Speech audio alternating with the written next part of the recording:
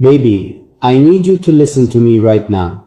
Not the way you half listen when you're doing something else, when your eyes are somewhere and your hands are busy, and my words are just background noise. I need you to actually stop, put everything down, come all the way into this moment with me, because what I am about to say to you is the kind of thing that once said cannot be unsaid, and I have waited too long already.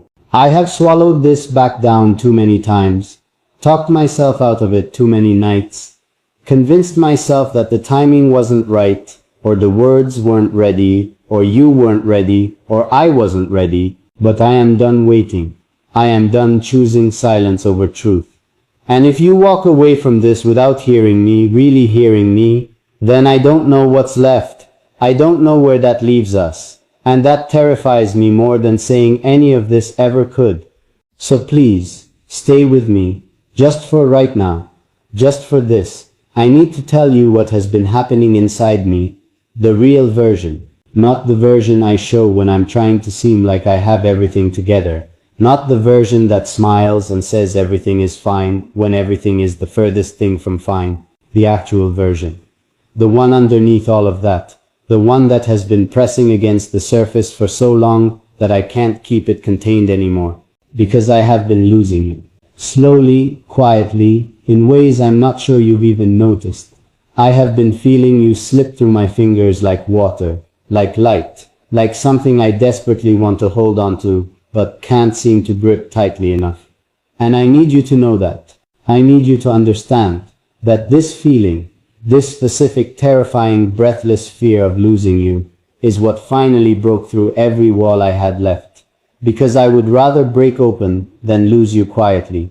I want to go back to the beginning, not because I'm living in the past, not because I can't move forward, but because I think somewhere along the way, we forgot what the beginning felt like. And I think if you remember it the way I remember it, something in you will understand why I'm saying all of this now, why this moment matters so much, why I cannot let another day pass without putting every single honest thing I have directly into your hands and asking you to hold it carefully. Do you remember what it was like before everything got complicated? Before life piled its weight on top of what we had?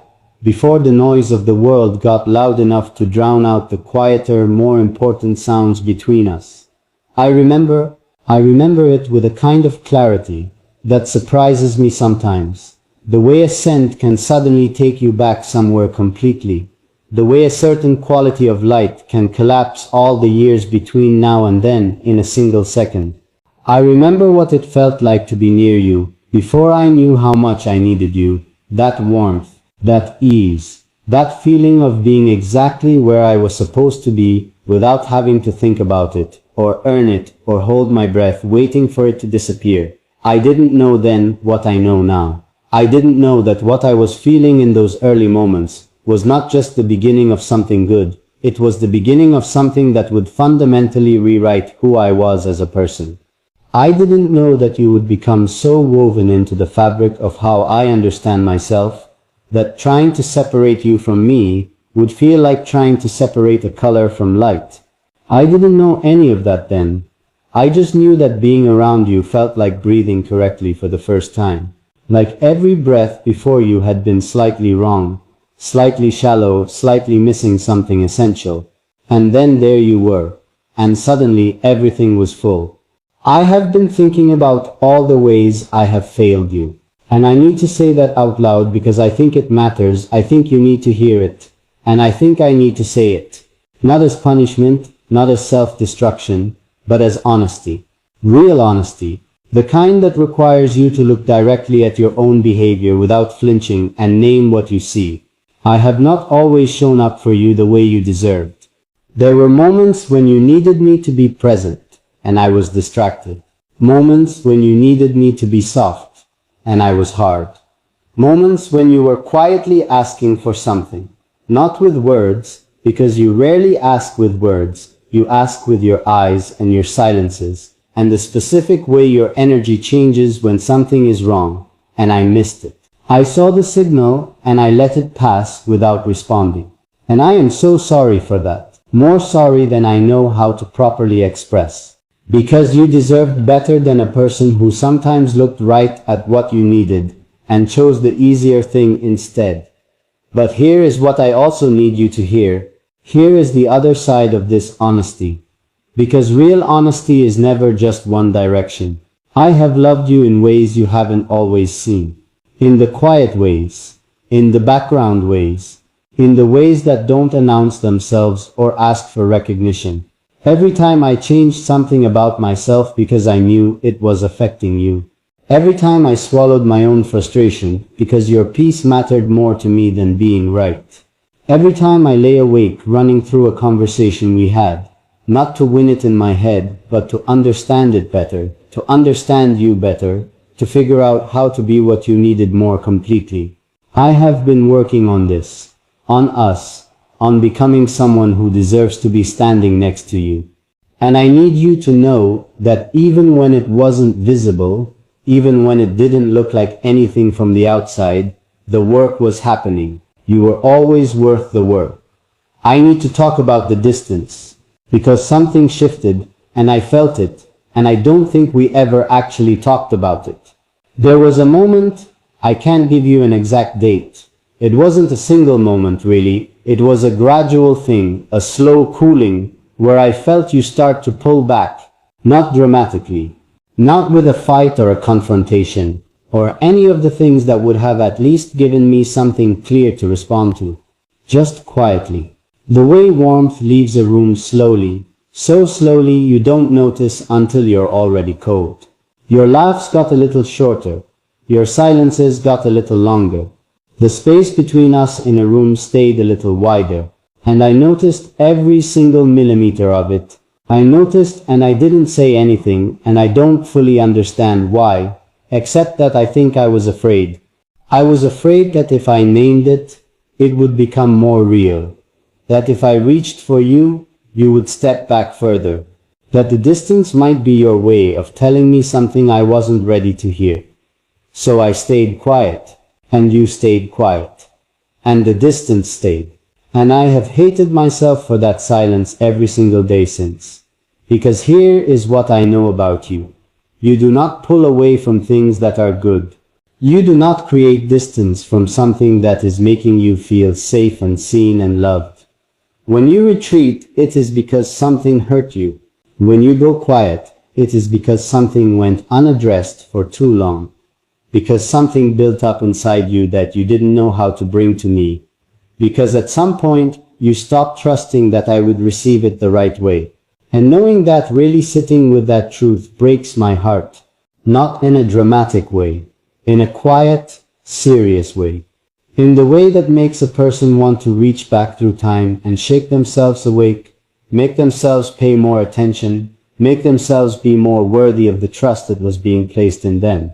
I don't want to be someone you don't trust with your real feelings.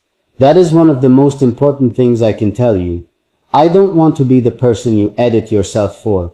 The person you consider before you speak. The person you protect yourself from. I want to be the safest place you have. I want to be the one person in your entire world who you know without any doubt will receive whatever you bring, without flinching, without judgment, without making you feel like you asked for too much, or said the wrong thing, or needed in a way that was inconvenient. I want to be that for you. I am not sure I have always been that for you. But I want it so badly that it sits in my chest like something urgent, like something that cannot wait. And this is the part that matters most. This is the reason I needed you to really listen.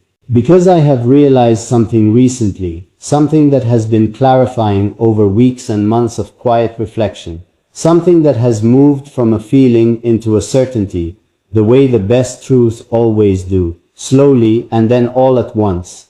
I realize that I have been operating as if we have unlimited time, as if there will always be another chance to say the important things, another opportunity to close the distance, another moment down the road where everything will be better positioned for honesty.